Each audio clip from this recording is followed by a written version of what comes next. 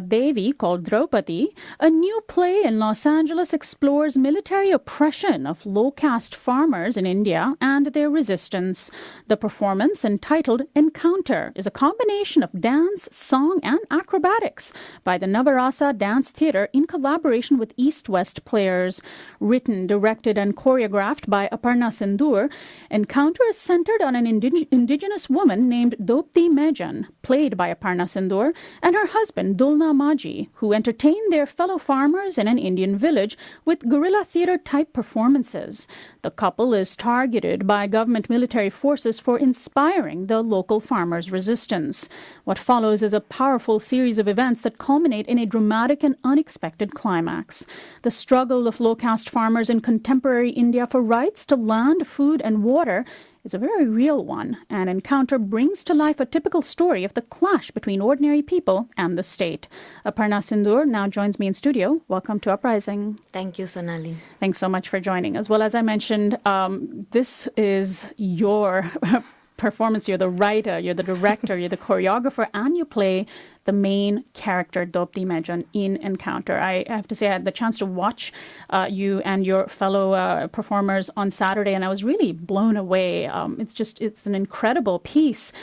Tell us the basis of the story. As I mentioned, it's based on Draupadi, which was a short story written by the award-winning writer Mahasweta Devi. Yes, so the story is, like you said, it's inspired by Mahasweta's Draupadi. And when we started working, when I say we, the team is S.M. Raju and Anil Natyaveda, who you saw also performed and co-directed the show. So we started creating this work. So initially I had created it as a solo piece, right, years ago. And then I was performing it and it was a little too much to handle just by, I'm saying emotionally it was too intense. So then I kind of folded the show, and a couple of years ago, Anil was like, oh, we should really redo this, or reinterpret the piece, not just have one person take the burden of the emotional content. So then we created it as an ensemble piece. So when we were writing, it occurred to us that it was, although the original story is set in 1970s in India, but we kind of were looking around and doing research for this project, and we realized, unfortunately, this kind of struggle is not ended. People are still, fighting for their rights, and then the military and the multinationals, you name it, they're all trying to take over common people's rights and land and river and their basic rights to all these things. And it's not just India, it's happening all over the world. So it just felt like, oh, we really have to kind of, bring it out in the forefront in a way that it is compelling, and it's not a story, oh, that happened a long time ago, oh my God, it's very easy to dismiss it when it's a historical piece. So ours is not a historical piece. And so it's sort of set in an unnamed village and at an unnamed time, and so in a way the story could really be anywhere, and is really sort of happening in many places in the world. Yeah, and when we actually performed this in Montreal, we had some people from the First Nations community, and then they were like, oh, this is our story, how did you get it, and all that, So it was very moving for me to hear that it is reaching out to an audience which is not just South Asian or Indian. Tell us about the character you played, Dopti Mejan. It's a very powerful character. It's a female character in a very central role. So Dopti Mejan, so when I first read Mahasweta's work, Dopti Mejan's official name is Draupadi Mejan. That's a Sanskritized name for Dopti. But although we never bring that up because of, it will get lost in translation. So Dopti Mejan, she's... And for our non-South Asian listeners, Draupadi is the name of a character from a Hindu epic. So she's a very sort of sacred character, but she's been reinterpreted. Yeah, correct. So Dopti is she's part of the struggle for, survival and fighting for basic rights. So she's kind of like the... she kind of connects the people with her own interpretation of what is happening, and then how one could fight. And then she's also coming out into the villages, like singing and dancing. Although in Mahashweta Devi's story, none of that is there in terms of like there is no singing or dancing. It's You adapted that to the So stage. we created this whole tribal drama company that comes out and performs, so that there is some kind of like a connection for us to tell the story, and it's not like too dark for people to just sit there and like, oh my God, So there is like so much connection that we build in with the audience. So they are part of our story. So they are not like sitting there and witnessing this act. And so as this tribal dance theater company in the story performs to the audience, it's actually also performing to the live audience, not just the imagined village audience. Correct. Yeah, they are part of our, the audience is part of the community. So. And also characters in your story are members of the military. And of course, I should mention, how big is the cast? It's not a very big cast, but you have a small number of people playing all these characters in a very energetic and fast-paced performance. So the total, there are 6 performers in the show, but they play several different roles. And so a lot of people thought there were 12 people, which I'm very happy that it felt like that. Because the costumes were effective. And then so we developed these movement patterns and like body language and like using voice and theater and dance to create these multiple characters. Although the original performance we made it with 9 people, and then when we tour with 6 to 7 people. It's easier and cheaper. And so there's a number of members of the military who are who are sort of the force that are representing the oppression, but you also humanize them in your play. Why? Because that's the truth, it's not like all these military, like the soldiers, they are not like evil people going and... The ordinary rank and file. Yeah, they're not like out there to just murder people, but it's like they are also oppressed in a way that they're told to do things that they don't really mean to do most of the times.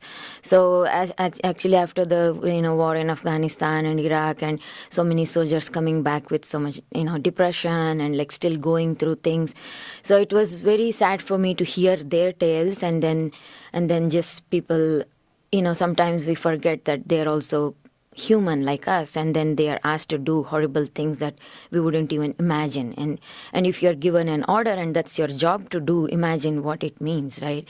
So I just wanted to give that angle to the play, so that there is this like, what happens when there is so much oppression by the state, even people who are not really oppressive will turn out to be, So it could be you, me, anybody, like we are put in that situation. Maybe we will turn out like that. That's the scary part. The play is heavy, but there's also some very lighthearted moments. There's also some very intimate moments. Tell us about one of the lighthearted moments in the play where you have members of the military who are on their own, their commander isn't there, and they decide to let loose and let their hair down and listen to a Bollywood song and dance and sing. Yeah, it's just... and you have some background in Bollywood choreography. Yeah. Both actually Anil and I, we met in a movie set in India, choreographing for a Malayalam film. There was this, some of the reports I read from Iraq, especially, that the soldiers were, they were given all this harsh music to play, and then as they go into this, like war, so they are like motivated by this like music that will make them do things that we don't want to do.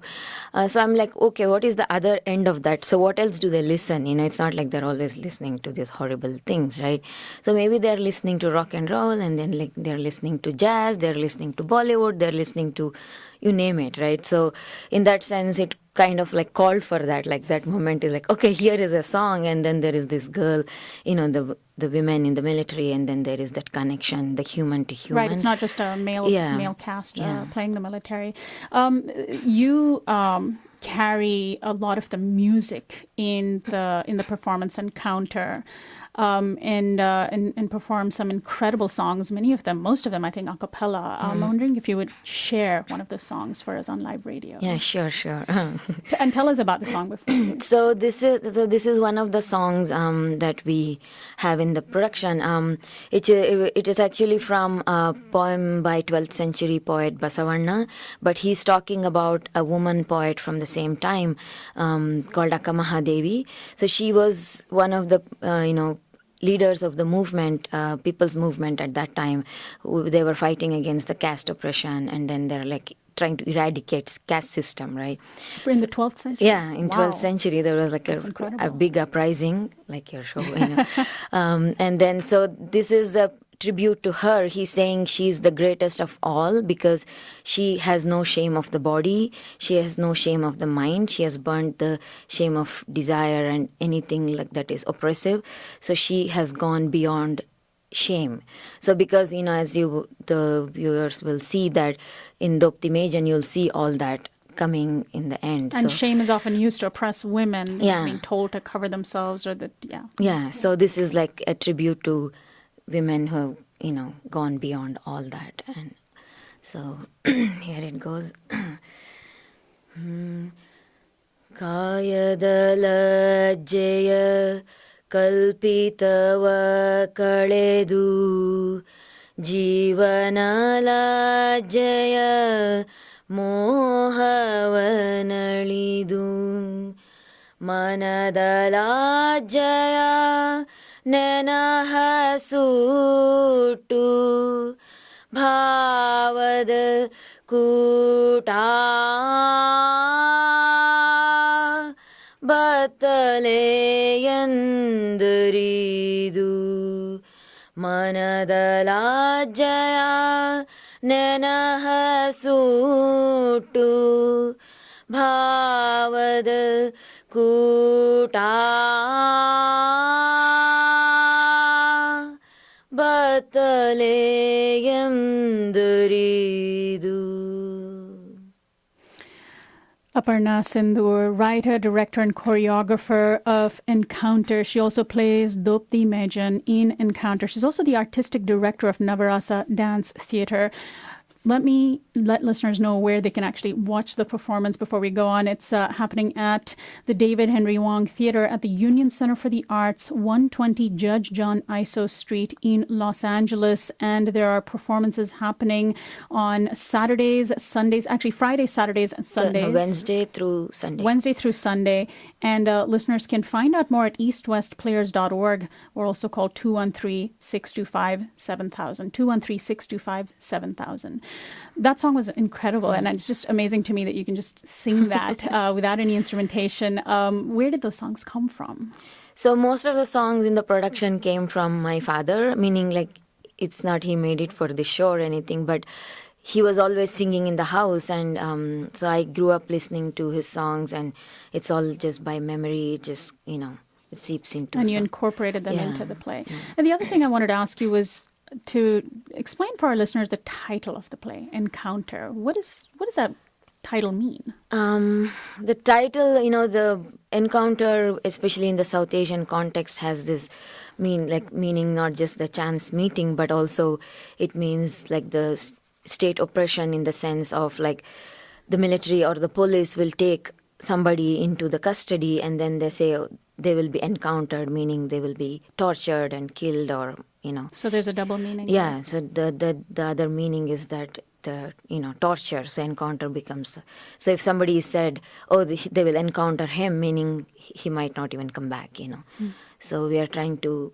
So the Doptimejan kind of poses a counter to the encounter. So we are kind of like in the middle of this. Finally, we've talked about the dance, we've talked about the song, but there's also a rope that hangs in the middle of the stage. There's also a pole that you and your fellow dancers climb up. I mean, it's just incredible. You incorporate acrobatics into this performance. Tell our listeners a little bit about that. I mean, it looks dangerous. I mean, it is dangerous.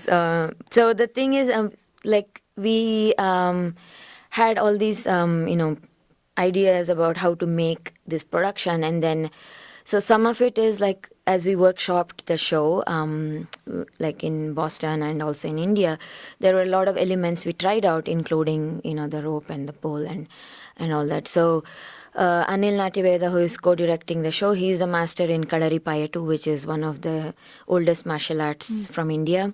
So there were all these elements of movement that came into play, and then the pole, like, because I don't want to give away the actual scene, but like we wanted to make the scene that it is symbolic at the same time. It's not like vulgar or giveaway or like can't watch type of thing. So right. Well, there's a very powerful the story just unfolds very powerfully, and I want to really thank you, Aparna, for coming in studio and sharing the story with our listeners. The play, the performance goes through October, I understand, October 7th.